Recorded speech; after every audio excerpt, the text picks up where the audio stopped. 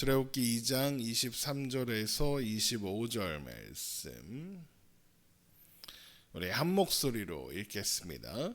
여러 해 후에 애굽 왕은 죽었고 이스라엘 자손은 고된 노동으로 말미암아 탄식하며 부르짖으니 그 고된 노동으로 말미암아 부르짖는 소리가 하나님께 상달된지라. 하나님이 그들의 고통 소리를 들으시고 하나님이 아브라함과 이삭과 야곱에게 세운 그의 언약을 기억하사 하나님이 이스라엘 자손을 돌보셨고 하나님이 그들을 기억하셨더라. 아멘. 동족인 이스라엘 백성들에게 외명당한 모세는 자신을 죽이려고 찾는 바로를 피해 미디안 광야로 갔습니다. 물론 특별한 목적지가 있었던 것은 아니었을 겁니다. 일단 애굽 밖으로 바로의 영향력이 미치지 않는 곳으로 가고자 했을 것이고 그 첫 관문이 미디안 광야였던 것이죠. 그러나 그 여정은 고됐고 겨우 도착한 한 우물에 앉아 있다가 우연히 미디안 제사장 르우엘의 딸들을 돕게 되면서 모세는 머물 곳이 생겼습니다. 출애굽기를 읽는 사람들은 이스라엘 그러면 쉽게 하나님께서 택하신 민족, 하나님께서 구원하신 사람들이라고 생각하고 애굽인이나 이방인은 악한 민족, 심판받아야 하는 사람들이라고 생각합니다. 출애굽의 과정을 하나님의 선택을 받은 이스라엘이라는 민족과 또 그렇지 않은 이방 민족 사이의 대결 구도로 생각한다는 말이죠. 그런데 지금까지의 출애굽기 말씀을 읽어보면 그렇지가 않습니다. 민족으로 이스라엘 민족이냐 아니냐로 인간을 구분하고 판단하는 것은 옳지 않을 뿐더러 우리가 살펴보고 있는 출애굽기 2장만 봐도 이스라엘은 착한 편, 애굽은 이방 민족은 나쁜 편, 이렇지가 않습니다. 굳이 자세히 따지자면 나쁜 편, 악역을 하고 있는 것은 이스라엘입니다. 모세를 도운 것은 이스라엘이 아니라 바로의 딸이었습니다. 모세는 히브리 민족의 응원과 지원 속에서 민족을 이끌어갈 지도자로 성장하지 않았습니다. 모세는 애굽의 바로의 딸의 아들로 입양되어 애굽 사람으로 교육받고 성장했습니다. 애굽에서 모세의 편을 들어준 것은 바로의 딸뿐이었다는 말입니다. 반면 모세가 편들고 싶어 했던 히브리 민족들, 히브리 사람들은 오히려 모세를 고발했습니다. 모세를 숨겨주거나 도와주지 않았습니다. 그래서 모세는 애굽에서 도망쳐 나와야 했던 거죠. 그리고 그렇게 애굽에서 도망친 모세를 받아준 것도 히브리 민족이 아니라 미디안 사람이었습니다. 덕분에 모세는 미디안에서 새로운 삶을 시작할 수 있었습니다. 이렇게 출애굽기 2장에서 모세를 돕는 사람은 애굽 사람 바로의 딸과 미디안 제사장인 반면에 모세를 위기에 처하게 하는 것은 모두 히브리 사람들입니다. 그러니까 모세가 나중에 동족들에게 돌아가기를 부담스러워하고 꺼리는 게 그럴 수밖에 없는 겁니다. 그래서 거절하고 또 거절하는 겁니다. 왜 그렇습니까? 모세에게 이스라엘 사람들은 못 믿을 사람들이고 자신이 무슨 말을 해도 믿어주지 않을 사람들입니다. 그 어떤 면에서도 이스라엘은 하나님의 선택받은 민족답지 않습니다.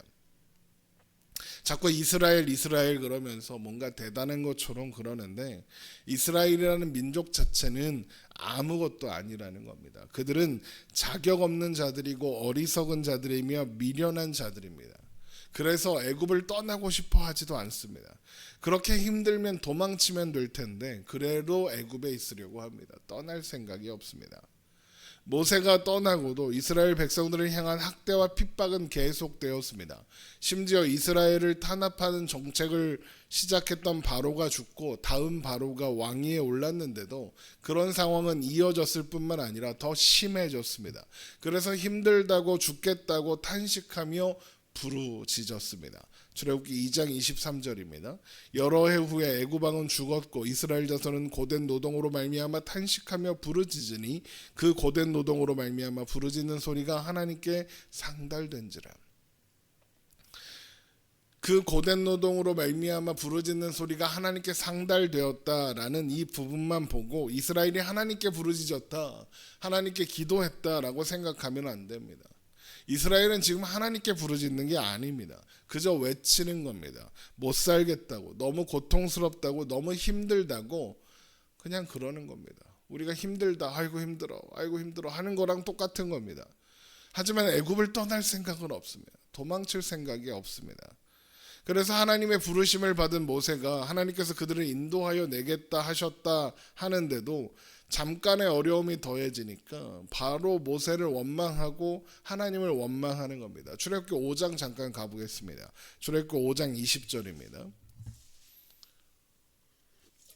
출애굽기 5장 20절. 그들이 바로를 떠나 나올 때 모세와 아론이 길에 서 있는 것을 보고 그들이 이르되 너희가 우리를 바로의 눈과 그의 신하의 눈에서 미운 것이 되게 하고 그들의 손에 칼을 주어 우리를 죽이게 하는도다. 여호와는 너희를 살피고 판단하시기를 원하노라.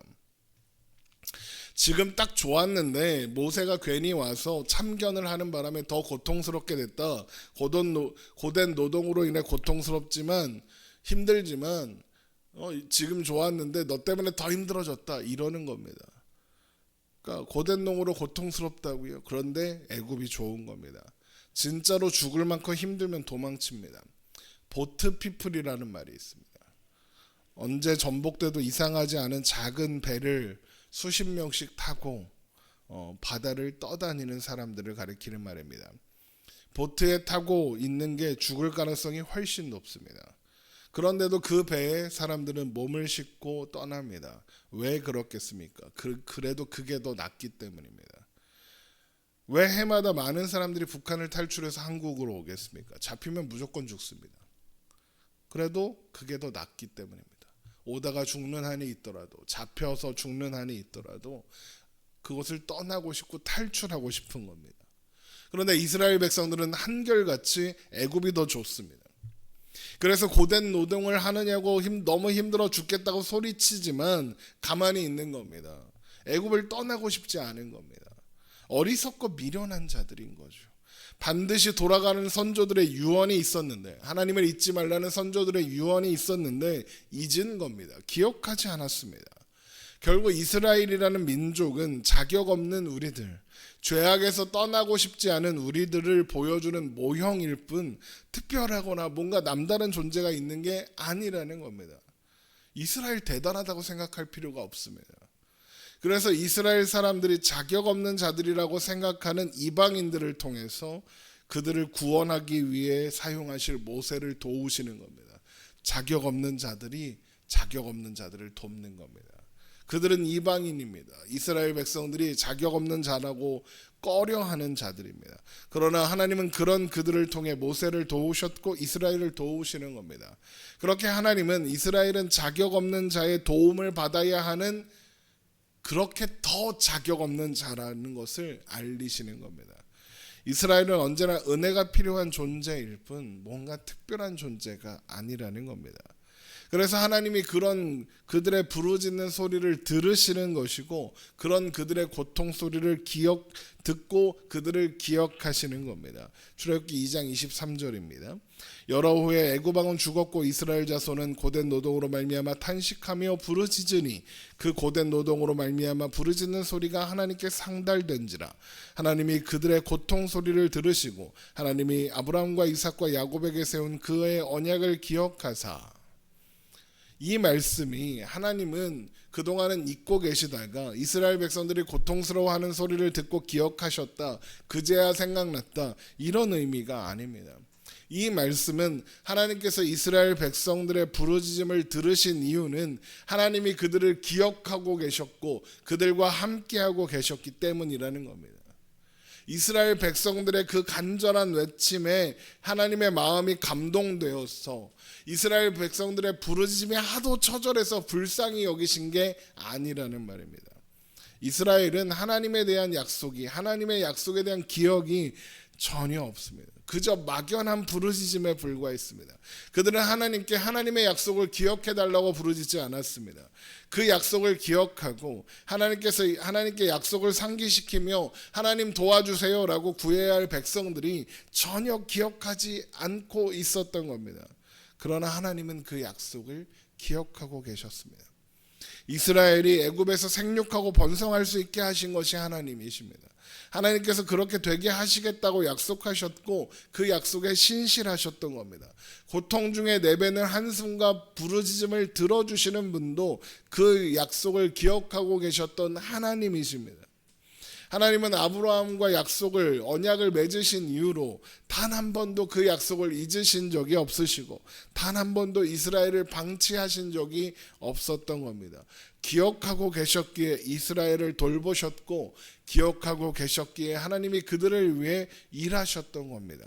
출애굽기 2장 25절입니다. 하나님이 이스라엘 자손을 돌보셨고 하나님이 그들을 기억하셨더라입니다. 당신의 백성들은 관심도 없고 기억하지도 않는데 하나님은 돌보셨고 하나님은 기억하셨다는 겁니다. 하나님은 기억하시는 분이시고 들으시는 분이십니다. 하나님은 기억하시는 분이시고 돌보시는 분이십니다. 잊지 않으십니다.